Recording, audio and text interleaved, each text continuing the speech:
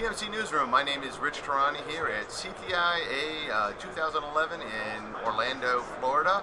On our program today is Aaron Cooper. He is the Director of Marketing and Business Development at Worth Ave Group. Aaron, welcome to the show. How are you? I'm doing great. Thanks for having me. So tell me a little bit about your company, please. Well, our parent company started in 1971. We started insuring personal property for college students. We expanded into laptops for faculty and staff, and then into educational institutions, K-12 programs, and nowadays with the need for insurance protecting the more expensive, smaller cell phones and tablet devices, we've expanded into the individual consumer market. So now there's been such a growth in smartphones and tablets, and I'm just wondering, what are you seeing in the market there? Absolutely. Phones are getting smaller, they're getting more expensive, and they're getting more fragile, glass screens. So everyone has a smartphone. If they don't, they want one. And so with the cost of the device and the portability, we've found that there's a real need for protecting those devices with insurance. So in terms of cost, what are we talking about generally? It's typically 4 to 5% of the cost of the item. The more expensive the device, the percent of the cost is going to go down. An example for an iPhone 4, the cost would be $80. That'd be a $50 deductible. And that's insurance. We don't send you a refurbished device. We're going to send you a check to get a new one. You can do whatever you want with that check. If you do get a new one, you'll just simply give us your new serial number, and then you'll have coverage on your new phone until your policy period runs out. Now I'm noticing a trend, especially with Apple, to have more and more minimalistic type designs where they even put glass in the back of the phone. The iPad 2 now is has thinner glass. The case doesn't cover the back or the edges, and there's some questions on the web as to whether this is a better design or a worse design from a breakage standpoint. So it seems like there'll be more of a need for insurance in the future, right? Absolutely.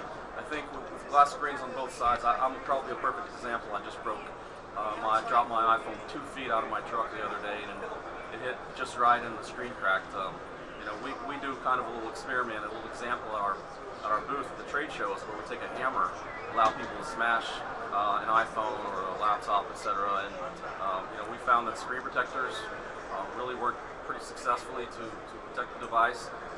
With or without, though, you can take a hammer and hit the screen flat, and a lot of times it won't break. But when you drop the phone, it's just the angle that it falls, the glass is just going to break. It just does. Yeah, I'm a victim of the same problem. I dropped one in the garage on the corner of the phone, and the screen shattered. I mean, it didn't come apart. It shattered, and I had to. Oh yeah, it looked just like the one. You hold that up to the camera. You can. Well, actually, hold on. Yeah, hold that up. There you go.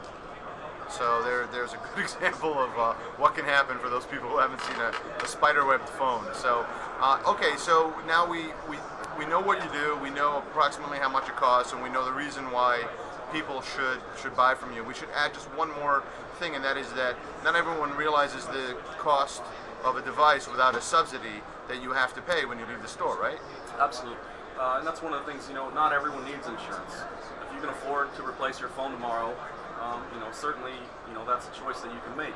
But most people go in and they pay $200 for that smartphone, not realizing that the cost is subsidized because they're signing a 2-year contract with their carrier.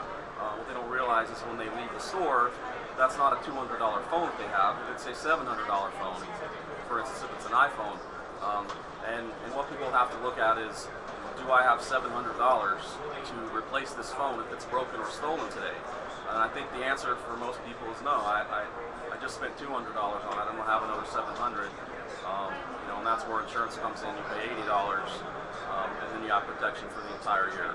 Well, and there's also the peace of mind aspect of it as well. Even if you have the $700, you probably are going to cringe when you write that check, especially if it's shortly after buying the phone to begin with. Absolutely. Nobody wants to have to spring $700 to get a new phone.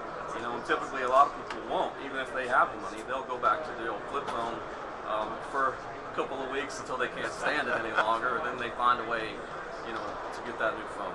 So final question, who should buy from you? Businesses, schools, who? Well, everybody should buy from us, but businesses certainly have a growing need, I think, especially with tablets. Salespersons for a business, and you have a tablet, doing a lot of traveling. Um, the company's going to pay for that device, but if it gets lost or stolen, typically the employees is probably going to be on the hook for that, at least probably after the first time that happens.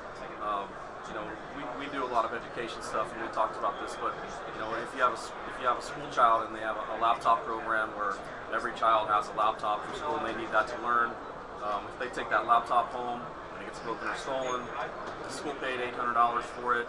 The parents may or may not have the money to replace it, and someone has to be on the hook because that child needs it. So it's certainly a good deal for businesses and education as consumers as well. Well, thank you so much for being on the program. It was a pleasure meeting you. Good luck.